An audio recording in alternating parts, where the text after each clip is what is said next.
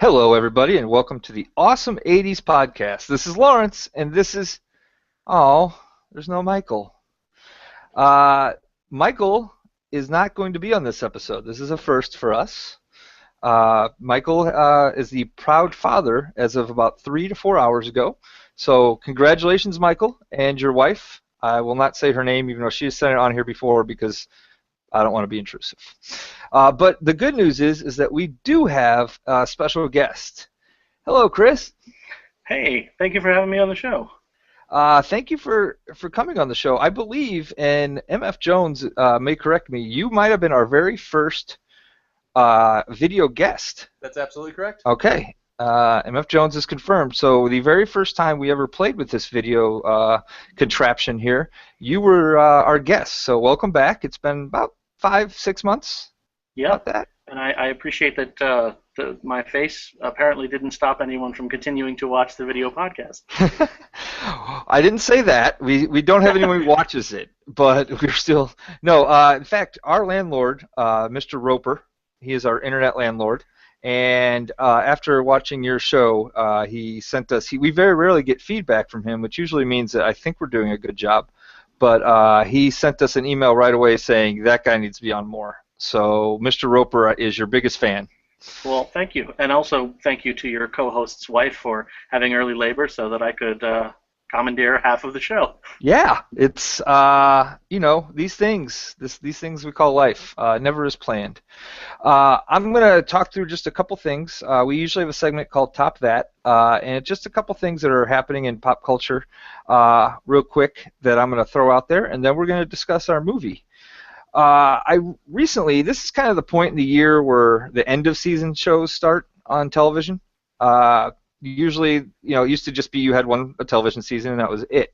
And now television season is year-round. It's broken up into like 6 sections. So this is the part where they test out shows to see if they're going to actually survive, or if you like bad Kevin Bacon shows, the following is on. I do like bad Kevin Bacon shows, but I have not been able to convince myself so far to watch the first 2 episodes. Have you ever watched The Following? It's kind of in your genre a little. We did. We watched season 1, and I think we tuned out second episode of season 2. It was Smart. It was sort of just more of the same. Yeah, and that's exactly how season 2 ended.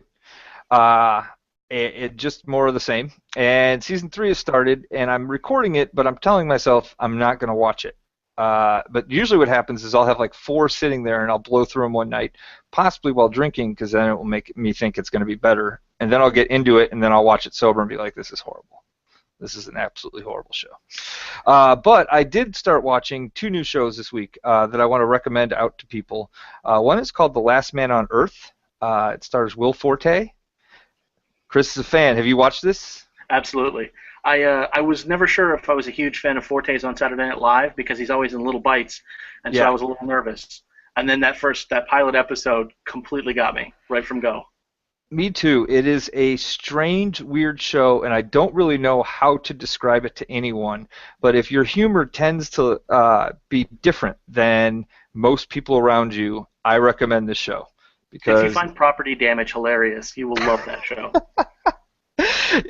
Sometimes there's been a couple instances where they've just kind of gone off the path a little, and then to bring it back, he just blows stuff up, and you're like, oh, I'm in.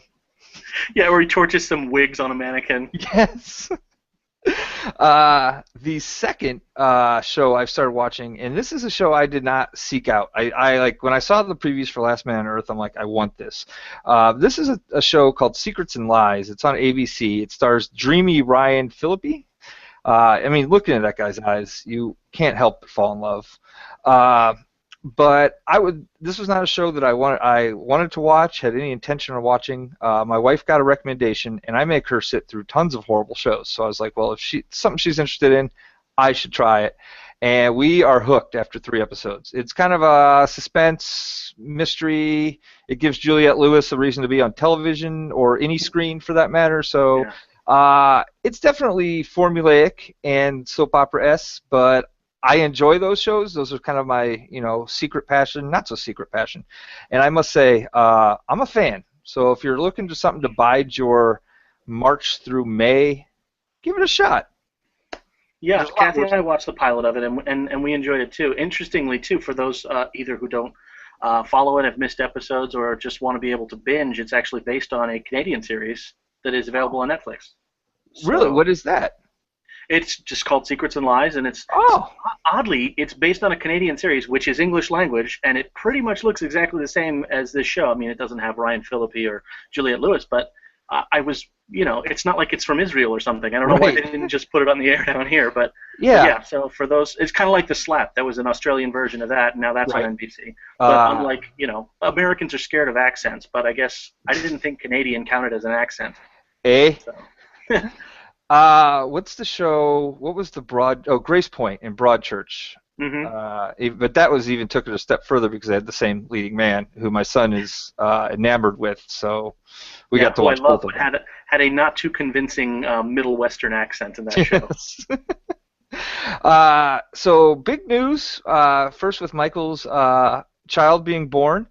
Chris and I are also announcing our new podcast we're going to be starting called Hipster Glasses. So that's going to be fun. Looking out for that. Each week we're just going to wear the exact same pair of glasses. Yeah, I think I may have added this since last time I too. think you have. Helps I register. I just shaved mine off the other day, so maybe I need to grow it back, and we'll just take this full fledged. And I get wallet chains and the whole works. We are in. Sorry, Michael. It's been a 6-year run, but the one day you miss, you're out. You had to go and procreate. Oh, these kids. So Chris, anyone who doesn't remember you from last time, why don't you run down kind of what you do and some credentials, and then we will hop into this movie. Sure. Yeah, just real quick. My wife Kathleen and I are co-writers, and what we were on for last time, and generally what we're known for, is the first book we wrote, The Anatomy of Fear, which was conversations with mostly horror and science fiction filmmakers, and primarily I think it kind of hit you guys' sweet spot because a lot of it is late 70s, early 80s, early 90s. And we actually did get to speak to Ethan Wiley, the writer of House and the writer and director of House 2, and generally what we're kind of trying to do with most of our books is to sort of curate the recent past, because people have done the 40s and the 50s, the great Universal stuff, and the 70s films, but kind of what's gotten lost has been late 70s through the 2000s, because I think that was the advent of everybody was talking about stuff in media, like it became a big thing, so no one's doing any retrospective stuff because it was covered so much when it came out. And so we're really just trying to sort of look back, give it a retrospective lens, and sort of treat it with the same respect that we look at all the classic stuff as. Yeah, I very much enjoyed Anatomy of Fear. If they aren't lucky enough to have a PDF version of it, like I do, how can they check your book out? Well, you can we have a text and an ebook version of it. You can find it obviously at Amazon, but our website is theanatomyoffear.com, and it is also now, thankfully, it's available on shelves at Barnes & Noble. I don't believe it was last time we spoke, so It was that's not. been fun news for us.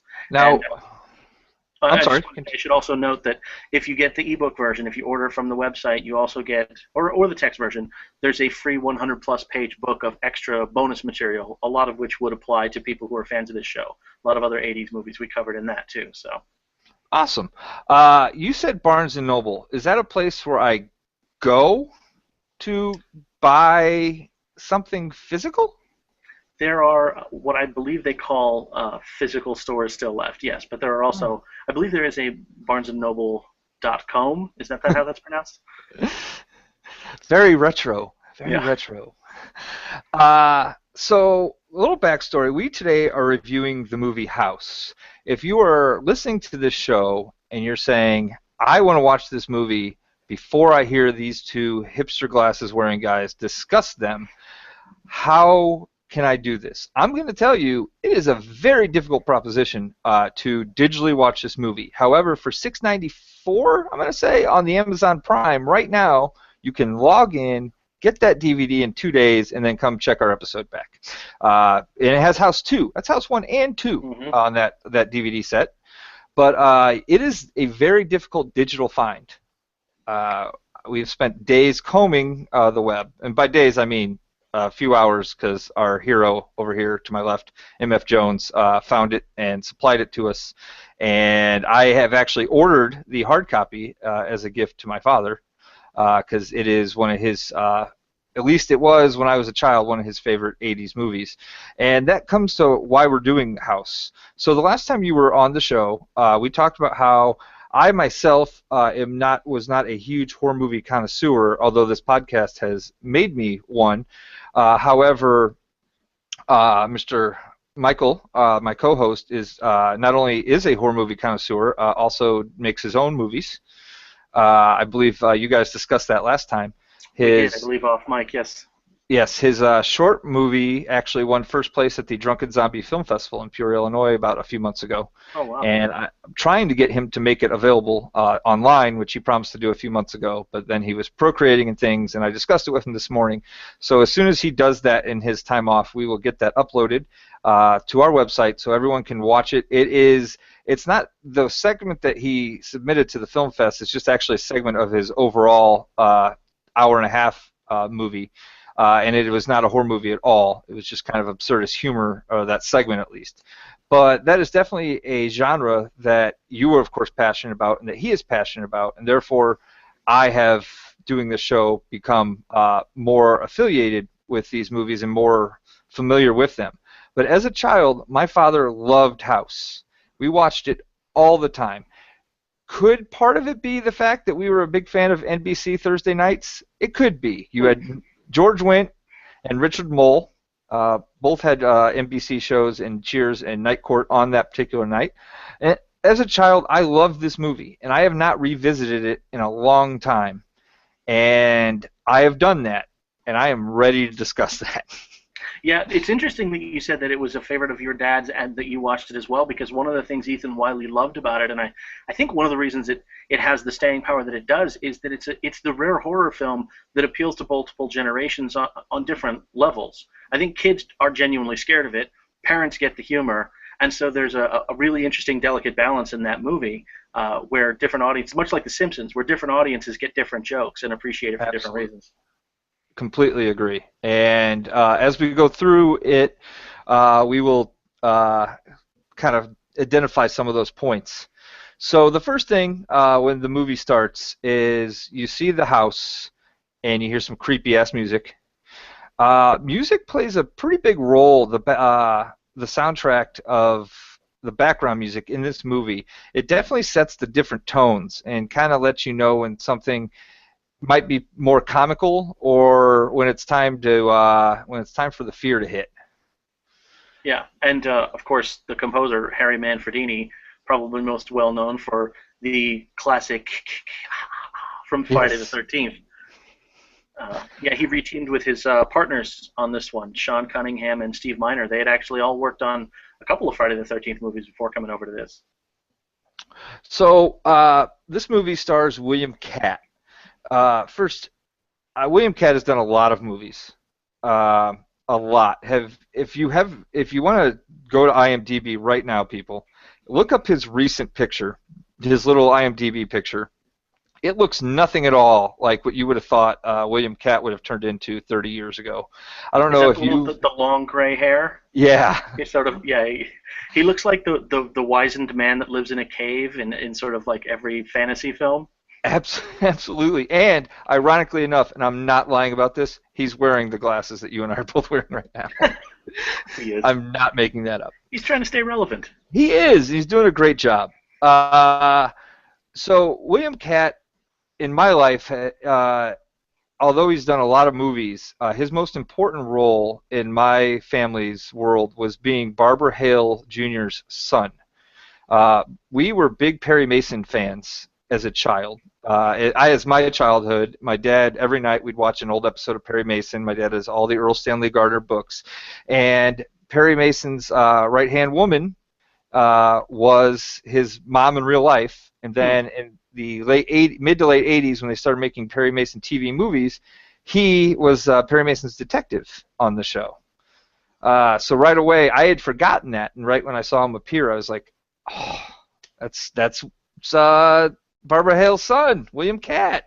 That's funny. Yeah, obviously the cultural touchstone I have from being the age that I am is obviously the greatest American hero, him and the lovably gruff Robert Culp. But a lot of people actually remember him. I think one of his earliest movies was Carrie, which was huge. Yes. Yes. So he definitely started in the genre early, and probably one of the more famous, or at least most successful movies of this genre. He also was in a movie called Last Call. Now, I bring this up. I wrote this down because, like I said, we thought Michael would be here, and Michael and I were both fans of the Cinemax era of early '90s Friday nights, and this was a constant. I just remember the cover of it. It was kind of like a stripper, but they don't show anything. But it was that provocativeness that we were looking for, and maybe, hopefully, the plan is still in a few weeks that Rhonda Shear from Rhonda Up All Night is going to be gracing us with her presence, and that is definitely a Rhonda USA movie that we will probably be bringing up. It sounds like, would that have been sort of like the era that Shannon Tweed was doing most of her work? Yes. Okay. Yes. She may have even been in Last Call. There's a chance she was in that movie. So we are introduced to the house with a grocery store delivery boy. Something that is making its comeback now, but kind of disappeared in the '90s. And he's looking for Mrs. Hooper. It's me, the grocery boy. That's his one. Mrs. Hooper, it's me, the grocery boy. He's probably so excited for that line. And then he finds out that, Mrs. Hooper is hanged. And that's kind of your opening. And it's surprising that this movie ends up to be a comedy with the opening frames of that movie. It certainly does not feel like that's where it's headed when you meet his aunt for the first time. Absolutely. Dangling. So there's some, so we'll just touch on some of the points. One thing that made me laugh is, so they're at the funeral. We meet Raj Cobb. He's a writer. And he's standing there and he's talking to just a random gentleman at the funeral. And the guy's like, "Oh, your aunt, she was nice. My wife, she's crazy." And then you just see like this crazy looking wife right next. And I was like, okay, that was like one of the first jokes in the movie. You're like, okay, this isn't what I remembered as a kid, but I definitely see the path that it's taking. We quickly get some backstory. Roger is estranged from his wife, Sandy. She's an actress. Seemed to me like a soap opera actress, but did they ever really discuss? I know she was at an award show. Yeah, I don't think they ever. I don't think they ever locked her down to what specifically it was. But no, she definitely was an actress. But yeah, I don't think they specified. I'm just gonna go on a limb and say soap opera actress. I can agree with that. So he has kind of a bad dream, and if I skip over anything you want to discuss, please throw it out there. Absolutely.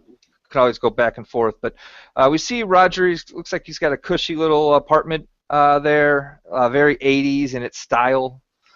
Black and white, and he kind of has a bad dream where he goes to the house.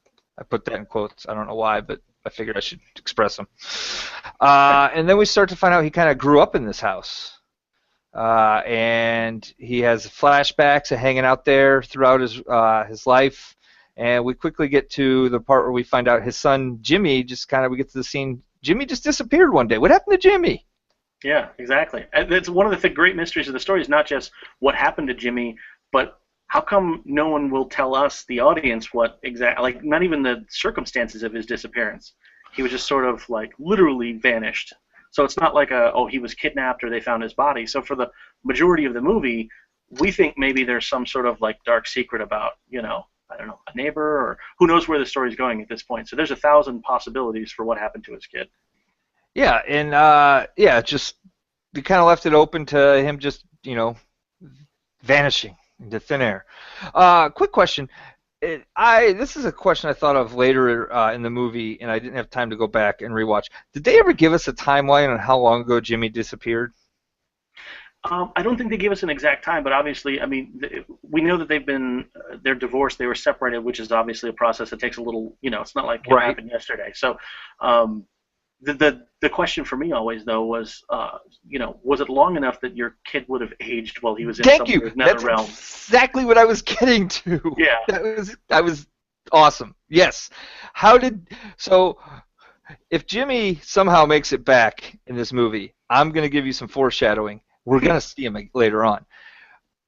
How are they going to explain, oh, Jimmy just showed back up, and B, he didn't age at all. Like, he's the exact same age as he was 2 years ago, we'll say. Because, yes, thank you. That was Yeah. exactly my point. I'm glad that I'm not the only sane person Yeah. Well, the fun thing about critiquing this, this. yeah, the fun thing about this movie is that they're all. I mean, if you wanted to, I'm sure you could Oh, find all kinds of things to pick this movie apart. But that was one of the ones that I think is fun because it's the same thing you always think when you watch vampire shows too. You know, because people aren't supposed to age, but you got yes. aging actors playing them. You know, so like, or how long can Wolverine be played by the same guy if he's not supposed to age? You know, like stuff like that is always Right. fascinating to me in movies. Uh, so the aftermath of Jimmy disappearing is that they're looking. There was a car that sped away. They're trying to, like you said, they leave it open to interpretation at this point. But the aunt, Roger's aunt, is still insistent. This house is haunted. The house got Jimmy. That crazy old bat. What's she thinking? Oh, Uh, little did we know. If only we'd listened to the family crazy. that's not just advice for this movie, people. That's advice for life. Always listen to the family crazy. Uh, so the Roger at this point is kind of going through a process. They were looking to sell the house. He doesn't want to sell the house. He wants to maybe try to reinvigorate his writing career. I think what I interpret it is that Jimmy disappeared. Wife leaves him because he kind of went nuts. They infer that, and then maybe he's a writer by trade. He got some writer's block. And maybe this is going to help him just being back there. It's going to help him tell his story. He wants to talk about his time in Nam and the shit with Charlie. He wants to talk about it, and write it out. And this is his idea that this is going to be therapeutic for him to Yeah. go back to his childhood home. It's interesting too because this was '86 is when House came out, and it's quite clear that this character is, if not exactly Stephen King, he's clearly a Stephen King template. You know, like they show several of the horror books that he wrote. You know, things I think it was called like The Glowing and Sword of Yes. Bad and titles like that. Which, by the way, Sword of Bad is a reference to The Highlander. Okay. Ethan Wiley is actually very good friends with Gregory Wyden, who created the Highlander series, and so that was sort of like a joking reference to the Highlander franchise, The Sword of Bad. But one of the things I thought was interesting is in '86, Ethan Wiley was writing a story about a horror novelist who goes off to a secluded house to write a true story about his past. And I think it's maybe 2 years later, Misery comes out by Stephen King, which is a story about a horror novelist who goes off to the middle of nowhere to write a story about his actual past. So, interesting example of art imitating life there. Yeah, absolutely. And that's why you're here, because you add in that little nugget that I would have thought of. I speak English sometimes. So the aunt's ghost appears to Roger. She tells him to get out of here. And then shortly around that time, we get to meet the neighbor, Mm-hmm.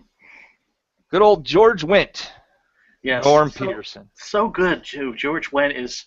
I've seen him in hundreds of things. Like even when no matter where he pops up, if it's an episode of The Weakest Link or a cameo on Top Chef, he's always just the nicest guy in the world. Nobody's ever said a bad thing about George Wendt.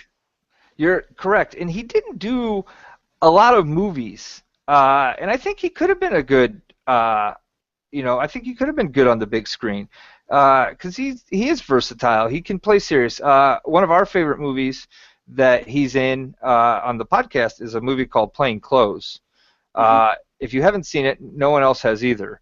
But it's one of the first. It was one of those HBO special where like they just played it to death for like 3 years, and it was a movie that Michael and I, one of our first movies we discussed as we became friends so many decades ago. And that movie, George Wendt was great in that movie. Mm-hmm. He played the ultimate bad guy, but Yeah. yet crazy. Yeah, and he has versatility too. There was a Showtime series called Masters of Horror, which was hour-long anthology horror episodes. He did an outstanding one in there called Family, where he was that guy that lived next door. You thought was the nicest guy in the world, but the stuff in his basement was a little creepier than you thought. And he was really good in it.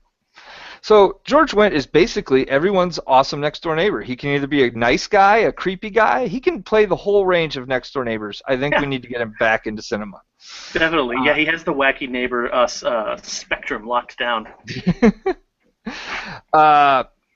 So we meet George went, meets him. What's his name in the movie? Oh, that's a good question. Am I going to I get don't fired know for why. not I knowing that didn't off the write top of it my down. head? Yeah, I didn't write it down either. So we'll call him George for now, and that answer magically appears to us. It was Harold. Harold, yes, yes. So it turns out Harold is one of Roger's biggest fans. Loves his books, loves his work. But you can tell right away, Roger's not here to make friends. He's got a Mhm. mission, and he kind of gives old Harold the blow off a little, which it's not cool to do to your fun, wacky next door neighbor. Yeah, it's actually a little bit brave of the movie to do that too, because I feel like maybe it's because of Cheers, but our sympathies are kind of with the neighbor at this point, not necessarily with Absolutely. Roger. So it's kind of a brave move to say this early on. You're gonna like that guy more than you like the guy we're Right. following. Absolutely. It's also about this time that I realized that Raj is wearing his aunt's sweater, or at least I hope it is his aunt's sweater. This brown, loose kind of, I don't know what he was doing there. Obviously he's a movie star. William Cat knows wardrobe, but for Keep me, in mind, he just came off of what was it, 5 years of wearing a very tight red costume it's on The very Greatest true. American Hero. So perhaps he just wanted some breathable fabric on. So Believe it or not, I'm walking on air. I never thought I could be so free. So,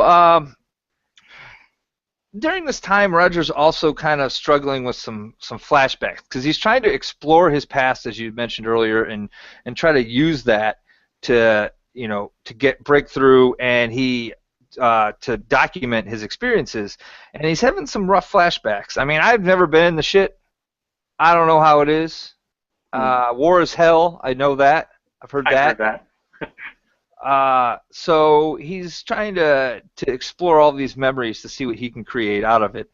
And while doing that, he's having some rough flashbacks. And it's also where we get to meet Richard Mole, who recently celebrated a birthday last week.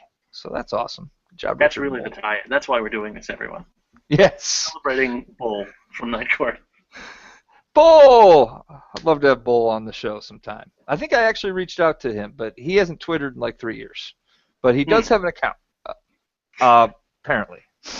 Uh, so then Rogers kind of starts playing Nam. He kind of goes into some wacky, fun games with himself, shoot 'em ups. I don't know. Rogers is an interesting guy. Yeah, it's interesting. One of the things that's interesting about this movie, and Ethan Wiley talked a little bit about it in the we talked to him for the Anatomy of Fear, was his envisioning of what the movie ended up becoming was much different when the movie started out. Originally, it was an idea from Fred Decker, who your fans will know as the creator of Monster Squad and director of Night of the Creeps.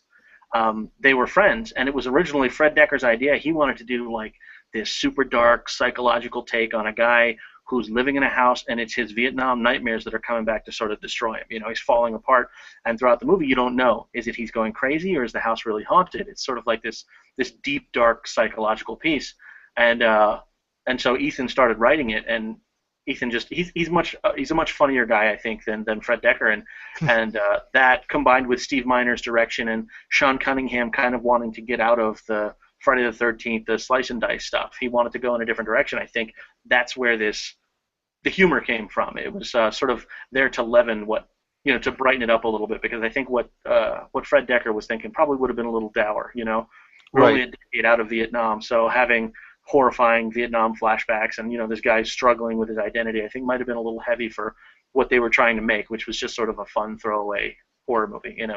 Right. Fred Decker's vision probably would not have translated to a very young me. However, Certainly. You would this remember vision. it, but probably not fondly. Yeah. And you mentioned Monster Squad, so real quick, I want to plug, if you want to go back a few episodes for our listeners, if you somehow missed our awesome about 2 hour sit down with Monster Squad star Andre Gower, it is available on our YouTube channel and on our iTunes channel. Very informative if you're a fan of Monster Squad. We learned a lot that day. Yes, and I will vouch for it. It was awesome. Thank you. Thank you very much. It Uh, aptly lived up to the title. uh, so we go through here, and At some point, did I miss earlier? I know there was a book signing. It might have been earlier. Yeah, I think. Well, it was right around this point. It's not, Okay. but yes, actually, this is something. There was an actress in that scene that people will know. They won't realize that they know her, but one of the ladies at the bookstore is none other than Frau Farbissina from the Austin Powers movies. That crazy little Wow. German woman. Yeah, that's her. Yeah, I The did one not. talking to him in that scene. Yeah, and yeah, it's funny because I don't think there's a lot of people that don't. This is super deep weird stuff here. She was one of the people that sang the theme song to Family Ties. Oh, wow. Yeah. Yep. I did So not know that. yeah, there's a little kernel of '80s joy and fun for those people who want to go back and find. I'm sure there's somewhere you can just go to YouTube to just watch the opening credits and you can hear Frau Farbissina from Austin Powers singing part of the Family Ties theme song. Sha-na-na-na. Yeah, that might have been her. That might have been her. Wow. My favorite type of kernels are awesome little fun 80s kernels, and that is one that I will use to make other people feel less superior to me, because it's how I protect myself inside. You got to protect yourself. I use mace, but So, Raj, you kind of get the feeling, as you mentioned, you don't know if he's, and you just kind of hinted at this, you don't know if he's really lost in his thoughts or if he is going crazy because you see the gun play back and forth, and then he decides he definitely feels presence in the house. There's a presence, so he's going to start recording ghosts. And at this time, also, I believe Harold interrupts this to a thing. If you're Harold, what are you thinking? So you meet your new neighbor. He's kind of a dick, but he's famous. His aunt just died. Oh, and Harold trashing his aunt was also pretty awesome. I skipped over that when he met her. Oh, that crazy bitch, blah blah. Oh no, she was great. She was just quirky. Another show of range for George Wendt there. But yeah, so you walk in on this guy. He's playing Nam. He's recording ghosts. I mean, you got to be thinking this guy is Looney Tunes. yeah. Well, the great thing about George Wendt's characters, he's so in those moments so completely convinces us that he wants a friend so badly that this one will do. Like Yeah. he's willing to hang out with the guy who absolutely believes there's a demon in his closet because what is he going to drink alone? You know? Right. Oh, that is very true. So, about the time that he sees Roger recording ghosts, Harold's like, okay, things are off. I'm going to go call Roger's famous actress wife on her home phone, and I'm going to talk to her about this. I'm going to let her know things just ain't right. Uh, did they just, I mean, I'm sure everyone in the 80s, I don't remember having, just random phone numbers at my disposal. I'm sure that happened. But he talks to her, and here's another thing that I thought that they did a good job of. A lot of times when there's movies and there's a split between couples, whether it's your hero and someone else, you villainize one of the people in that relationship. Mm-hmm. And this movie stayed away from like discussing their relationship at all, like from that perspective. Yeah. Well, except of course when at a key point, we established that his wife, or at least the fantasy of his wife, is a giant horrifying witch. Yes. Yes. But again, like you said, that wasn't was it the real world? Was it a weird extrapolation of what's going on in his head made manifest in this strange house? So in a way, you're right. They don't ever address their problems, but is what we see in the movie, is that just the house attacking him, or is it sort of like reading his mind and saying, I think this is kind of what's going on in your head, Roger. So is this what you think of your wife? Yes. Very good point. So Roger, he's in the backyard, or Roger has a shotgun, and we have our first presence of a demon. And Roger says, fuck it. And he shoots the demon. I'm saying demon. Are they demons? Are they ghosts? Are they monsters? Yeah, they kind of fall into a weird category. Like this would have been '86, the same time that Evil Dead came out, like Evil Dead 2. They fall into that weird mid '80s horror hag, like nondescript weird creature thing, Or hag, I love it. Yeah. Yeah, so I don't know what they are. I think throughout my notes I refer to them as different things. But yeah, for in this case, for whatever reason, whatever compelled me, I called it a demon. And we kind of have a montage of you're no good, baby, you're no good, and it's just Roger Bear piling up bodies in the backyard. I love the montage because every good '80s movie has a good montage, Oh yeah. and this one no different with that. It's just him just burying some demons, some whore hags, whatever, what have you. Am I missing anything so far that you want to discuss? I was going to say, isn't this the point where they start to introduce my favorite element of the movie, which is take classic sitcom tropes and put them into a horror film framework? The Yes. neighbor lady that he thinks is really pretty, it turns out she just wants him to babysit her kid. You know, like that that fertile ground that shows, like, you know, Mr. Belvedere probably would have been mining at the time. And they just decided to, like, sort of take those same plot elements from a sitcom and say, well, what happens if we add some demons and, like, weird dimensions and closets and stuff? Let's just do that. And He I love gets that. he gets a note from a secret admirer, but he quickly has to hide it, and then someone else thinks it's from him, and Yeah. now George Wendt thinks the swimsuit model next door is, yeah, and so yeah, exactly. So yeah, Yeah. I wrote the swimsuit model shows up on steps. Our swimsuit model shows up, he steps on hands because he's got hands coming out of the ground. He's trying to take care of that. And this is the scene that I remember as a kid, and I don't remember why. I completely forgot about it until I was watching the movie, which is, yes, she, as you mentioned, she's basically just using him as a babysitter. So let's just put this into context of what we've discussed so far.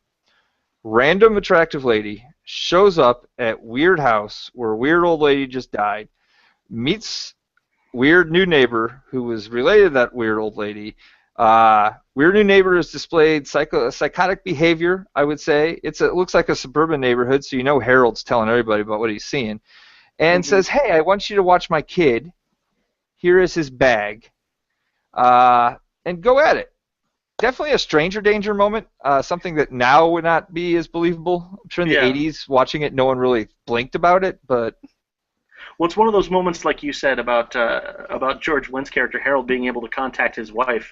You know, it was this obviously must have been before stalking laws, where you couldn't just right? phone an actress at her house and talk to her. You know, so I thought that was kind of funny. All those things that have changed at the advent of technology and, you know, modern day weirdness. Yes, and as you mentioned earlier, like by pointing these out, we are in no way picking apart the movie or like saying, "Oh, I mean, obviously you're watching a horror movie, you suspend your disbelief." But these Right. are just kind of those quirky things that pop up now that you would not see. Yeah. An example is And I don't sort know of if you add to the charm too. absolutely it does, and I don't know if you've ever watched the TV show from the '80s, Hunter. It Red was Dryer. Yes, Fred Dryer. Originally supposed to be Sam Malone on Cheers. So there's a call. Okay. Wait, loops around and ended up being a sportscaster on the show. But a few years ago, I think it was TV Land, went back, like, started like revisiting Hunter, and like I got all into like the 48-hour marathon. And I was watching them, and 90% of the plot points of Hunter could have been solved with a cell phone. Like he was always looking for a payphone to call his partner to keep her out of trouble, or she didn't get the answering machine message. Almost every plot point in Hunter, if cell phones were widely available at that time, could have Yeah. solved all You of know, it. you know how many sitcoms wouldn't exist if it weren't for those pink while you were out notes? Yeah, Yeah. very true. Yeah, that's why we love the '80s, because Yep. it reminds us of a time gone but not forgotten. Yeah. Well, how bored are we all with anytime we write a horror story or watch a horror story, the first thing you have to do is explain why you don't have a wireless signal or why you don't have cell phone reception, or, you know, you have Yes. to find a reasonable excuse why someone would be in the woods without a GPS or a cell phone or any other kind of a device. So let's do this. I know the mayor of Hollywood. Let's just see if we could make sure every horror movie from here on out is set in the '80s.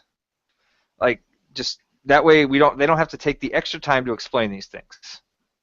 I can get behind that because I've got all kinds of wardrobe that I can bring back. I've got shoulder pads and some neon glasses that have just been Uh, sitting there building up dust. I am sitting just a few feet away from my members only jacket that I just recently purchased. So I'm ready. Let's do this. Yeah. I'm tired of not being able to fasten my clothes together with Velcro anymore. Because it made you feel slimmer. It made you feel, oh, uh, student buttons always popping off. So the little boy who this neighbor brings into his house, this is the part I remember. He's got a demon hand, or just a severed hand, if you will, attached to his back. Roger realizes this. The mom does not. So Roger kind of chases him around the house, gets him into a bathroom, Hmm. is able to bite the hand, so it detaches from the boy's back, and then he comes out of the bathroom with the little boy, and the mom's fine with that. Uh, That's a good point. I hadn't thought of that. I don't know yeah, what that says about me as opposed to you, that you went there and I didn't. But that's I don't want to even analyze that. yeah, yeah. No, you know what? This was a good year for disembodied demonic hands, because this is Evil Dead was doing a similar thing with Bruce Campbell lopping his own arm off and then chasing it around the house. So That's right. this is a good year for disembodied hands. I feel that's what brought the Addams Family back. Was the disembodied hand. And then, of course, Idle Hands, I think, owes this movie a great debt of gratitude. Agreed. I think Idle Hands owes a lot of things a great debt of gratitude, just for existing. Yeah. Uh, I think as you were talking about kind of the severed ends in the Addams Family. Can we stop? Can everyone just appreciate that the first Addams Family movie was awesome? Yeah. I Yeah. think that No, movie gets lost in the it's shuffle. outstanding. And the cool thing about Barry Sonnenfeld, the guy who made several other pretty great movies, the first Yes. Black movie was great, and Barry Sonnenfeld's a genius. And I think people forget, like you said, because there have been how many direct-to-DVD sequels with Daryl Hannah and Tim Curry in them, Yeah. Huh. that first movie was actually not only good, but there were some great dark jokes in there, like some Yes. really subversive stuff for a mainstream movie. And great Christopher Lloyd. Yeah. Yeah, that movie, Christopher Lloyd, right? Yep. I said that. Okay, I said that, and I was like, wait, is that right? Did I just give out information that makes me look dumb? No, that's correct. Yeah. So everyone, go back and revisit that. I just recently had my son, who is 12, start. I have the first two because those I think those were good after two. Yep. Uh, and also, I believe it gave MC Hammer another reason to rap. So Which we can't be thank bad. God for any purpose. That's why we pray. We have to pray just to make it today. Oh man. So, uh, it's the babysitting ends up going. It clears out. We're okay. But at this point, and I'm fuzzy. I didn't write down how we got here, so maybe you can help me. George Wendt is Harold is trying to shoot a monster with what do you have? It wasn't a bow and arrow. Was it a? It's not a cross. What is that thing? It's like, yeah, it's like it's almost like a harpoon of gun or some sort. It's like Yeah, a harpoon yeah, gun. I think that's yeah. what it is. So I don't remember exactly how we got there.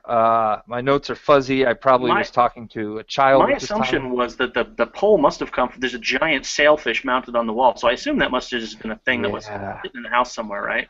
Like you Yeah. must have a harpoon if you're a sailfish hunter. Yes, because his uncle was a great fisherman. Right. Okay. It's all coming back to me. So George went, Harold, once again, all of a sudden, randomly talking to Roger, and Roger's like, hey, I need you.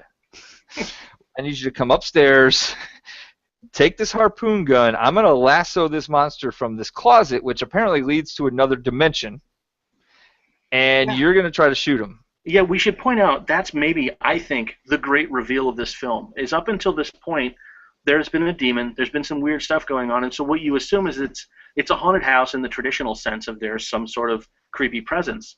The great reveal of this movie, I feel like, is every door leads to some crazy other world.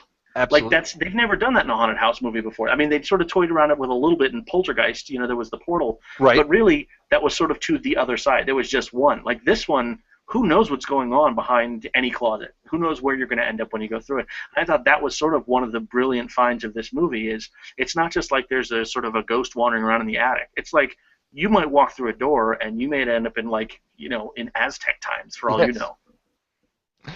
Uh, Completely agree. And our first experience in that is Harold is trying to pull in this monster.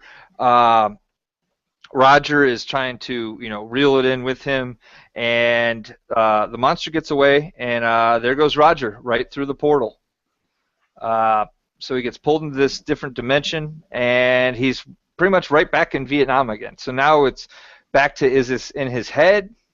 Because what portal leads you to Vietnam, circa 1968? Like, how does that work? And we get kind of some backstory. We see the scene Richard Mole again, and you could tell he's not happy with Roger. He's definitely not happy with Roger. But yeah, we're finally sort of starting to get some pieces about what it is that's been haunting Roger this whole time. Maybe the thing that keeps him tapping into the darkness while he's writing horror stories is that he does have this one sort of untold horror story from his own past. And this is finally the point where we start to get little pieces of, oh, okay, I see now what's going on. This is not so simple. There's maybe some tragedy here.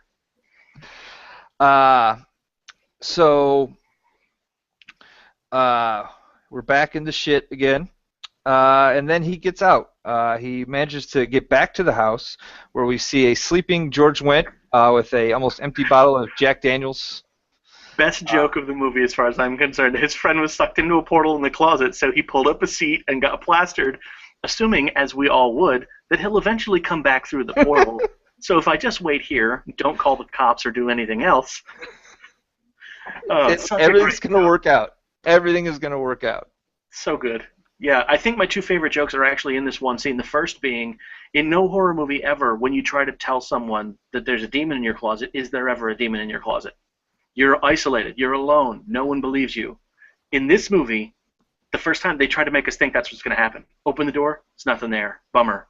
Then the clock chimes, yanks it open, and George Wendt sees in its full glory this gigantic monster. And it's such a great twist on the cliche, you know? Roger Cobb is no longer alone now, but God, poor George Wendt. It's like, I don't know if you watched the TV show Bar Rescue. I haven't seen it, no. Okay. It's the same formula every week, is you have a very angry man who has the money and support of Spike TV, and he will be able to go into your crappy bar and make it a good bar. But first, he has to sit in your parking lot and watch your horrible bar in action. Obviously, this is all played up for the cameras.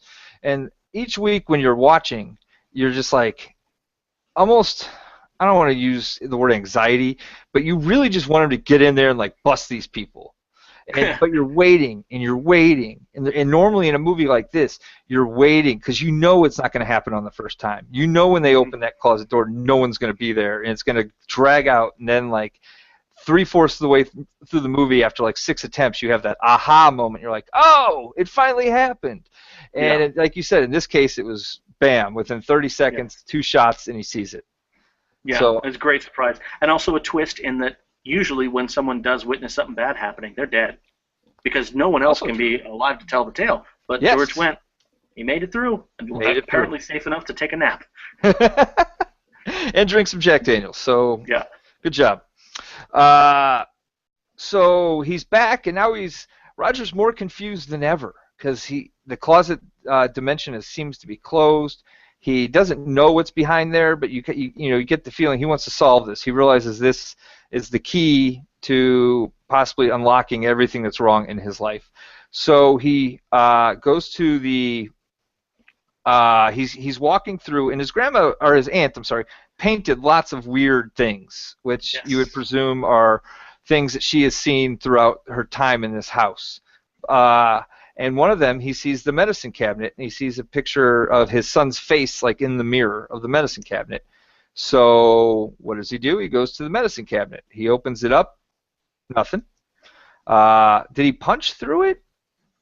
He picked something up, and then he threw it through the glass. Threw something through it, and bam, once again, no long wait, straight to the portal, where we get to meet what I can only describe as skull bats. Flying bats with a skull as their head.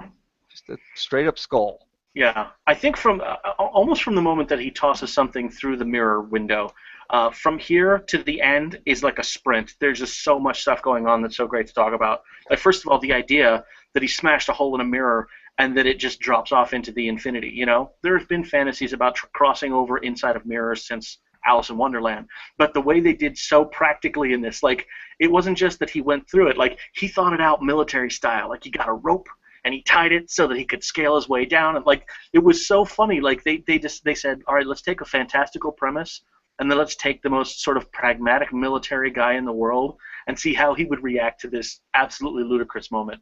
And it was great. You know, like he went and got all of his supplies and got ready. And I thought that was so funny, that little, you know, the sort of the A-Team montage. Absolutely.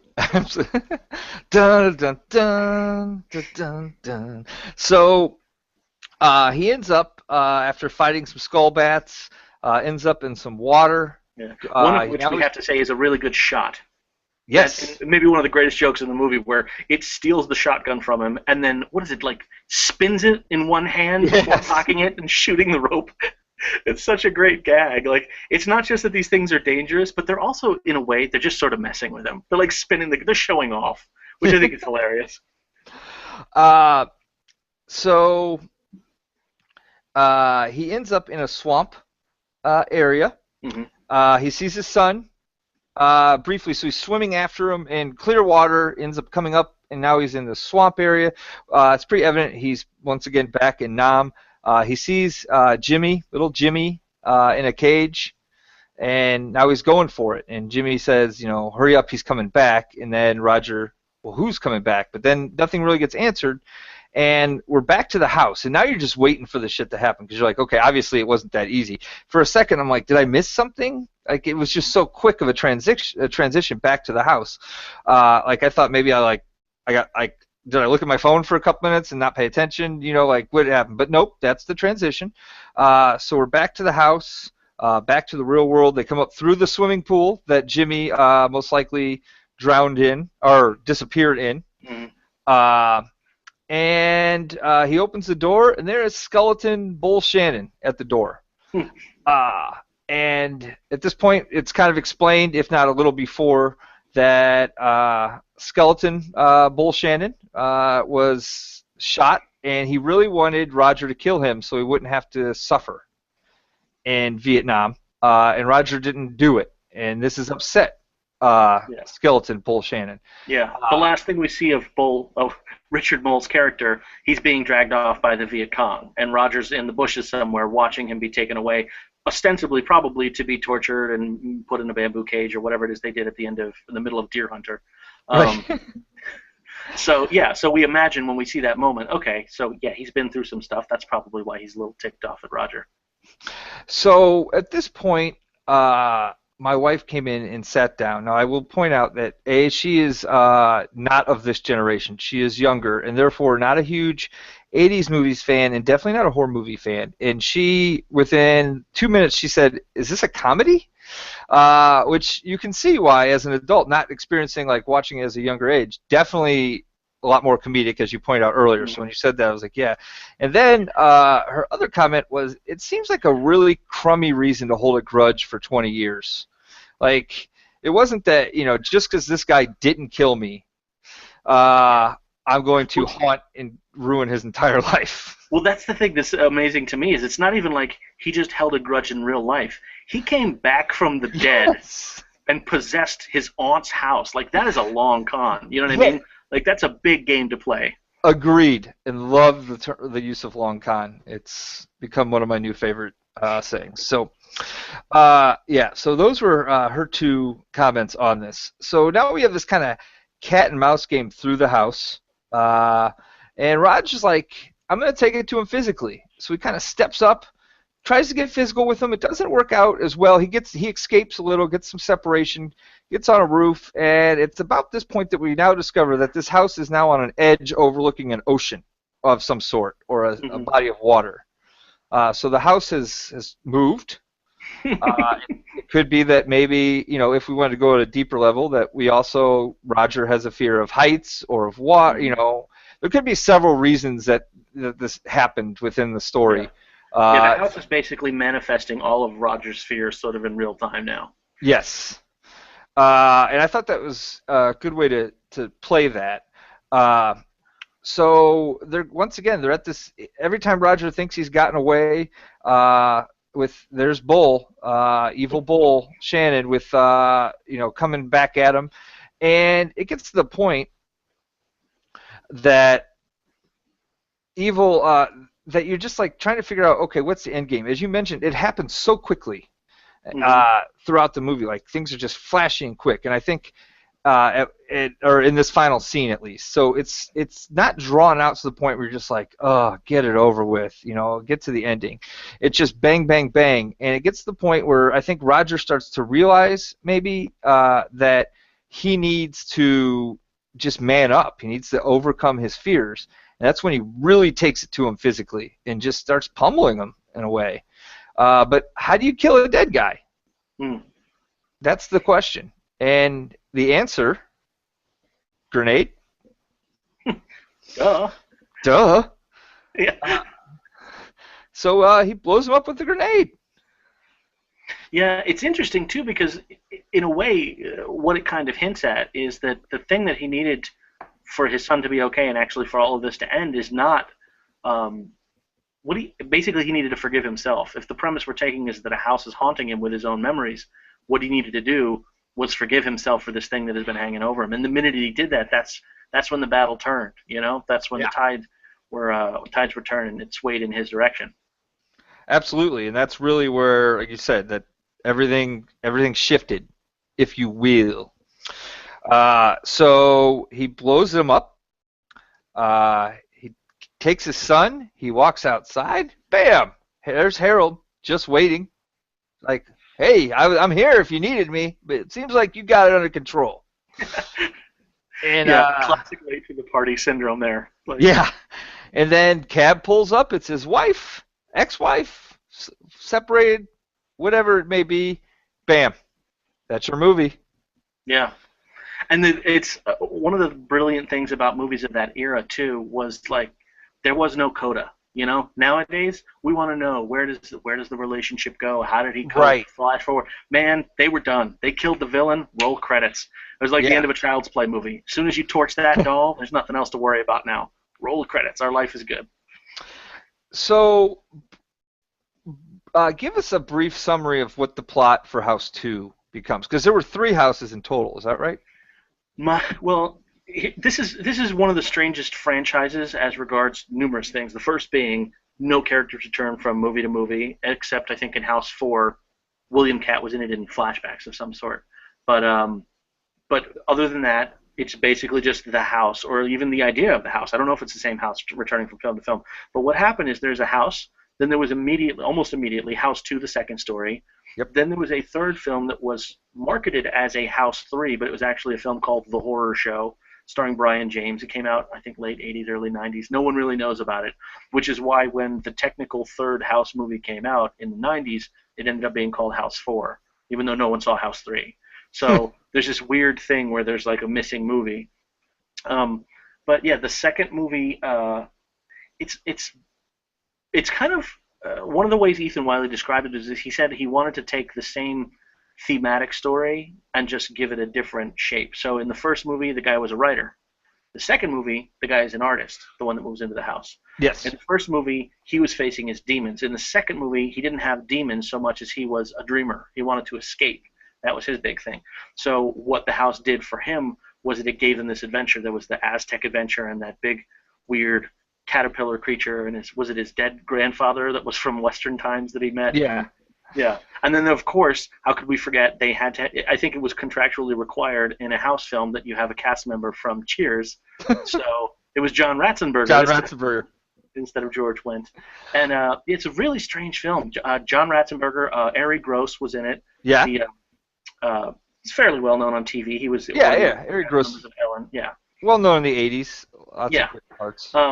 But yeah, it was a really unusual movie, and Ethan Wiley even said that it went into production really fast because even though people don't remember this now, House was a big success. It was number 3 in the box office, and it beat all the other horror movies that came out concurrently. It beat Children of the Corn. I mean, movies that people still remember now. Right. So it did fairly well. So they went pretty quickly right back into production, and he was on board as both writer and director. So it's a fascinating sort of a hodgepodge that's almost more like a fun failure than it is like its own property. But I still hold it in great regard because it is one of those weird, like, it's like a cross between Indiana Jones and just a truly awful, like, Nazi exploitation movie, sort of like cramped, you know, like one of those weird Italian splatter films along Right. with some Indiana Jones. Yeah, it's just so bizarre and great. I need to revisit House 2. I remember my dad, and I think it was just, as you mentioned, it was a completely different movie, and my dad not being a fan of the second one, and I think it was more out of disappointment that it wasn't like what he liked the first time, you know, and Mm-hmm. it's always a risk when you do that. So I think I need to give House 2 another look, and maybe also future podcasts we can come back and review that. Oh yeah, Uh, definitely. But I think that's one of the reasons the second one wasn't successful. Is what you said is people expect in a horror franchise the motto is sort of give me the same thing but give it to me different. You know, they like the first one, so give me the first one again, but change little pieces, so I'll be a little bit surprised. Well, this one did exactly the opposite. They were like, it was called House, that's all we're keeping.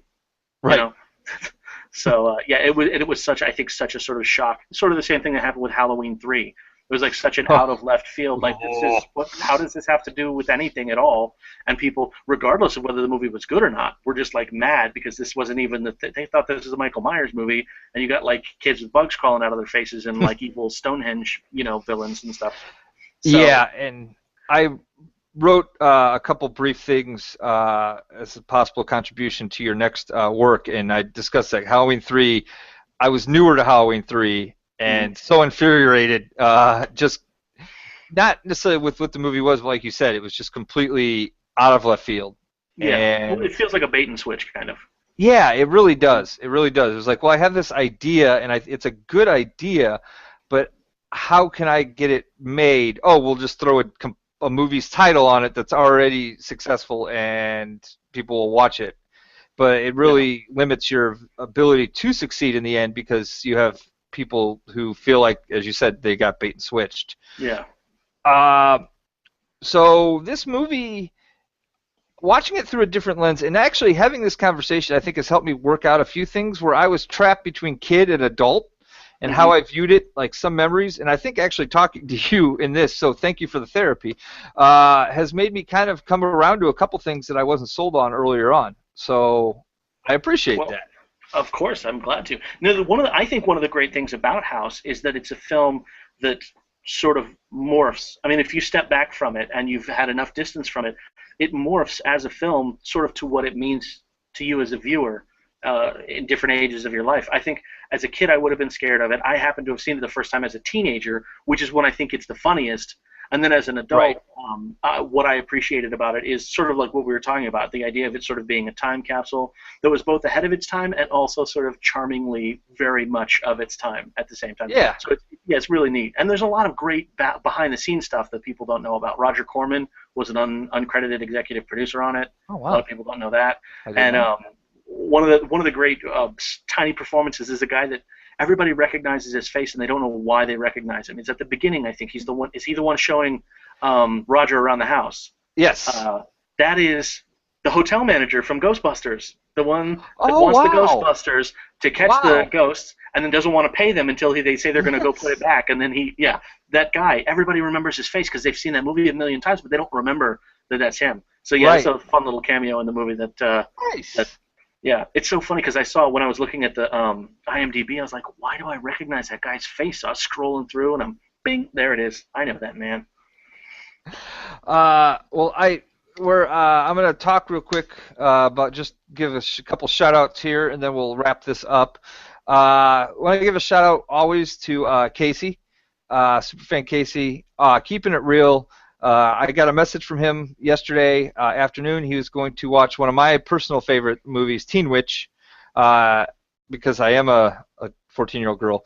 And I got some feedback last night after he watched it. He loved it. So I'm glad that we're spreading that. And I believe if people want to listen to that episode, that is episode 4. So that episode was recorded probably almost 6 years ago to the day, right around that time period that we did this. And it was co-host Michael does not drink very often. And for whatever reason that night, he drank during the podcast and basically berates me for being a 14-year-old girl for about 25 minutes. So I have not listened to that episode in probably 6 years. I have. I think I cried after we recorded it because I really felt like I was attacked on some level. But it was It's one of the classics. So when Casey said that, it reminded me I should go back and maybe listen to that one and see. I'm sure the quality of audio is probably a vast difference than what we have now. You now have the opportunity to be vindicated, though, too, because I believe that it's, if I'm correct, it is available on Netflix Instant now. It is. So that's listeners exactly. can go and check it out, and then you will be vindicated, sir. This guy. Yes, it is. That is exactly why Superfan Casey was watching it last night. So I also want to thank our newest Springfield fan, who Julie FH, who took the advice of Michael last week. She sent us her address, and so I know some things were mailed out to her. At least I was told so. So if you want stickers or any things like that, then that's how you do it. Just email us at host@awesome80s.com. Send us your address, and we won't even make you send us a self-stamped envelope. We will even provide the postage, because that's the kind of people we are. And all of the white powder that comes in the envelopes, that's free. All of that white powder. If you're talking about the 80s, that's cocaine. But if you're talking about now, that's anthrax. So you never know what it's going to be. So be careful, because it's either awesome or terrible. Yes. You're either going to be up a very long time, or you're going to go to sleep forever. So completely different ends of the spectrum. I want to thank everyone, of course, for listening. Please go to iTunes and leave us a rating. Like us on the Facebook page. I was getting to you, MF Jones. Why you got to mug the shot? You were coming up. We want to thank MF Jones for all he does setting these recordings up. I want to thank our audio editor, Talon. We appreciate your work as well. And you can buy our T-shirts. Neither of us are wearing them, but it's our cassette logo. You can go to the host@awesome80s.com. Like 28 different colors. I don't know. It's crazy. I just keep getting new colors sent to me from co-host Michael. So just follow the instructions through the email address, how to do that. I think they're only they might be $15 shipping included. I think that's what they are. So anyway, we're not making any money on them. We just want to get the name out there. And we appreciate all of you guys. And Chris, for you, this has been a joy. I was nervous going in, not because of you, but just I've never done it without Michael, and we're kind of a team. But you stepped right in, and I can't wait. And I want to issue a challenge to you to come back in a couple months. But I want to do a teenage girl movie. I want to do like a teen movie that you review with us, because it's completely out of your genre. Okay. I will take that challenge. Okay. And perhaps, if we're not talking about horror movies, and if she's allowed to sit just off camera, perhaps my wife will join us for it then. We would love for her to come on the show. She's always welcome. I'm going to real quick say bye to my son as he leaves for the weekend trip. Bye. All right. He just came in and left. That's what kids do. They just show up and leave. Cats in the cradle and the silver spoon. All right. One of these days you're going to remember back when you were chasing him around the house to get a demon hand off of him. That was probably like 6 months ago. So anyway, thank you so much, Chris, for taking time out of your day. We heard about Anatomy of Fear. You're working on a new project, so I'll keep us informed on how that's coming along. We'd love to be able to plug that. But we'll have you back before then, because honestly, it is a joy. It won't be as long this time. Holidays. You were moving. I wasn't. I had some health issues. Michael's procreating. But we'd love to have you back on board. Absolutely. And I will be the one to break it to Michael that I am the new co-host. Oh, that's great. In fact, we may need to have you videotape something separate. So hang on the line. But for myself, for MF Jones, for Chris, everybody, stay awesome. Awesome. Thank you guys very much. Have a great day.